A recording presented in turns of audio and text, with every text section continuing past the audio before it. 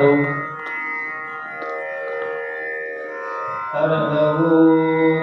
तत्सत्परब्रह्मणे नमः। श्री गणपति शारदा श्री गुरुभ्यो नमः। श्री सद्गुरु सिद्धलिंग यतिवरेण्यं श्री सद्गुरु दुंडेश्वर यतिवरेण्यं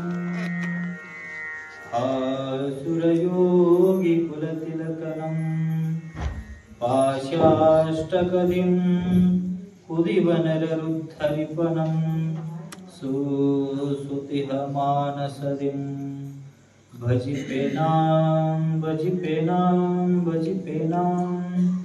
जय मंगलम जय नमः पार्वतीपते शिव हर हर महादेव। राजाधिराज सद्गुरुनाथ सिद्धलिंगेश्वर महाराज की जय। राजाधिराज सद्गुरुनाथ सिद्धेश्वर महाराज की जय। साधु संत महाराज की जय। श्री गुरुदेव दत्त।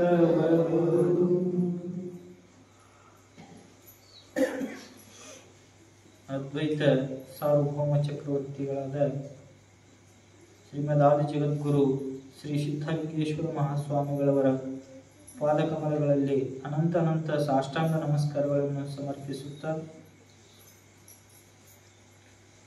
ತತ್ಸ್ವರೂಪರಾದ ವಿದ್ಯಾವಾಚಸ್ಪತಿಗಳಾದ ಶ್ರೋತ್ರಿಯ ಬ್ರಹ್ಮನಿಷ್ಠರಾದ ಶ್ರೀ ದುಂಡೇಶ್ವರ ಮಹಾಸ್ವಾಮಿಗಳವರ ಪಾದಕಮಲಗಳಲ್ಲಿ ಅನಂತ ನಮಸ್ಕಾರಗಳನ್ನು ಸಲ್ಲಿಸಿ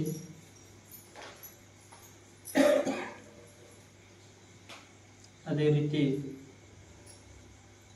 ನಮ್ಮವರೇ ಆದ ಪ್ರಭುವನ್ನ ಮಹೋದಯವರಿಗೂ ಕೂಡ ಅನಂತ ನಮಸ್ಕಾರಗಳನ್ನು ಸಲ್ಲಿಸಿ ಹಾಗೂ ಆಗಮಿಸಿದಂತಹ ಎಲ್ಲ ಸದ್ಭಕ್ತರ ಹೃದಯದಲ್ಲಿ ಅನುಕ್ತ ಪ್ರಕಾಶವಾಗಿ ಬೆಳಗುವ ಆ ಸಚ್ಚಿದಾನಂದ ಗಣಪರಬ್ರಹ್ಮಕ್ಕೂ ಮನವಾರೆ ನಮಿಸಿ ಇವತ್ತಿನ ಪ್ರವಚನ ಸೇವೆಯಲ್ಲಿ ಪ್ರವೇಶವಾಗೋಣ.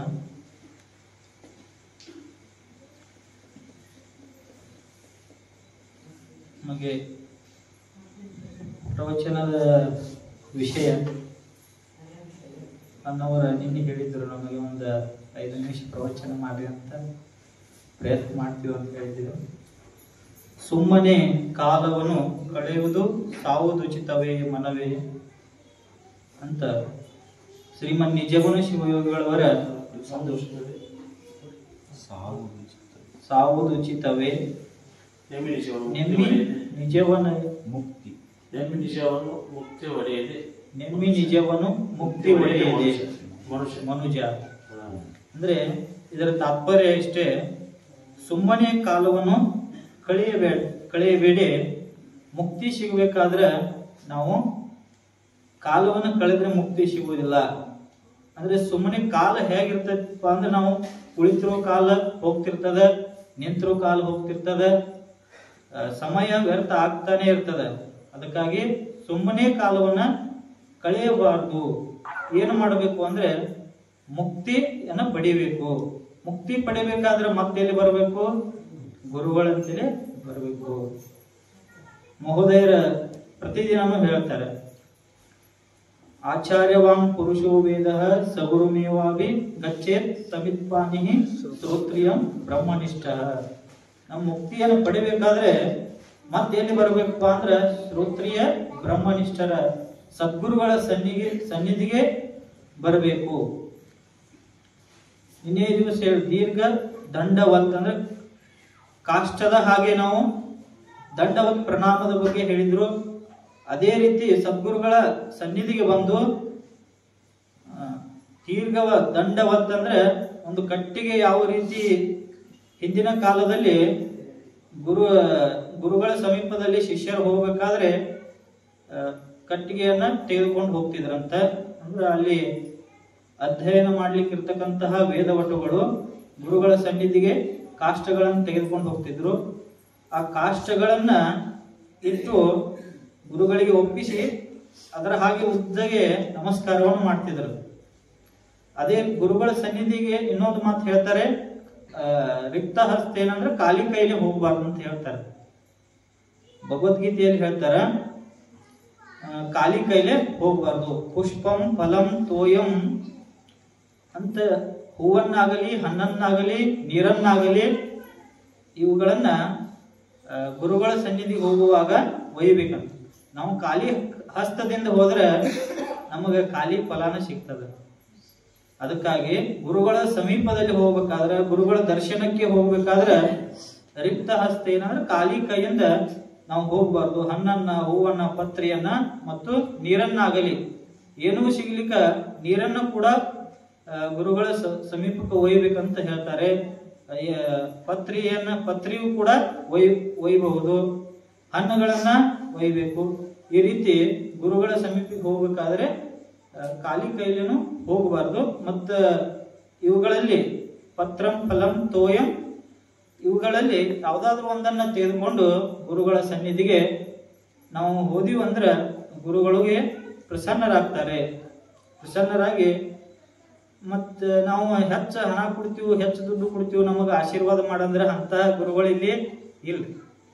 ಶ್ರೋತ್ರಿಯ ಬ್ರಹ್ಮನಿಷ್ಠ ಗುರುಗಳಂದ್ರೆ ಇಲ್ಲಿ ಯಾವತ್ತು ನಾವು ಗುರುಗಳ ಸೇವೆಯನ್ನು ಮಾಡ್ಬೇಕಂತ ಹೇಳ್ತಾರೆ.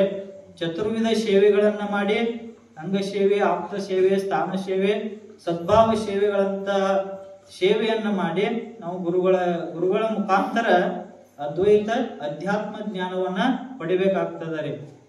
ಅದಕ್ಕಾಗಿ ಸುಮ್ಮನೆ ಕಾಲವನ್ನ ಕಳೆಯಲು ಈ ಜನ್ಮವ ಬಂದಿಲ್ಲ. ಏನ್ ಮಾಡ್ಬೇಕಾಗಿದೆ? ಮುಕ್ತಿಯನ್ನ ಪಡಿಬೇಕಾಗಿದೆ. ಮುಕ್ತಿ ಪಡಿಬೇಕಾದ್ರೆ ಶ್ರೋತ್ರಿಯ ಬ್ರಹ್ಮನಿಷ್ಠ ಸದ್ಗುರುಗಳಿಗೆ ನಾವು ಶರಣಾಗಿದ್ದೇ ಆದ್ರೆ ಆ ಸದ್ಗುರುಗಳ ಪಾದಗಳಿಗೆ ನಮಸ್ಕಾರವನ್ನು ಮಾಡಿದರೆ ನಮಗೆ ಮುಕ್ತಿ ಸಿಗ್ತದೆ. ಸದ್ಗುರುಗಳ ಪಾದಗಳಿಗೆ ಯಾಕೆ ನಮಸ್ಕಾರ ಮಾಡ್ಬೇಕ್ರಿ? ಅವ್ರ ಕೈಗಳಿಗೆ ಮಾಡಬಹುದು, ಮತ್ ಮಾಡಬಹುದು, ರಿಂತ್ರ ಮಾಡಬಹುದು. ಅಂದ್ರೆ ಪಾದಗಳಿಗೆ ನಮಸ್ಕಾರಗಳನ್ನು ಮಾಡ್ಬೇಕು. ಗುರುಗಳ ಪಾದಗಳಿಗೆ ಅತಿ ಹೆಚ್ಚು ನಮಸ್ಕಾರ ಮಾಡ್ಬೇಕಂತ ಹೇಳ್ತಾರೆ. ಅವ್ರ ಪಾದಗಳಿಗೆ ಯಾಕೆ ನಮಸ್ಕಾರ ಮಾಡ್ಬೇಕಂದ್ರೆ ನಮ್ಮಲ್ಲಿ ಇರ್ತಕ್ಕಂಥ ಹಣೆ ಬರವನ್ನ ಅಳಿಸ್ತಕ್ಕಂಥ ಶಕ್ತಿ ಆ ಗುರುಗಳ ಪಾದದಲ್ಲಿ ಇರ್ತದ.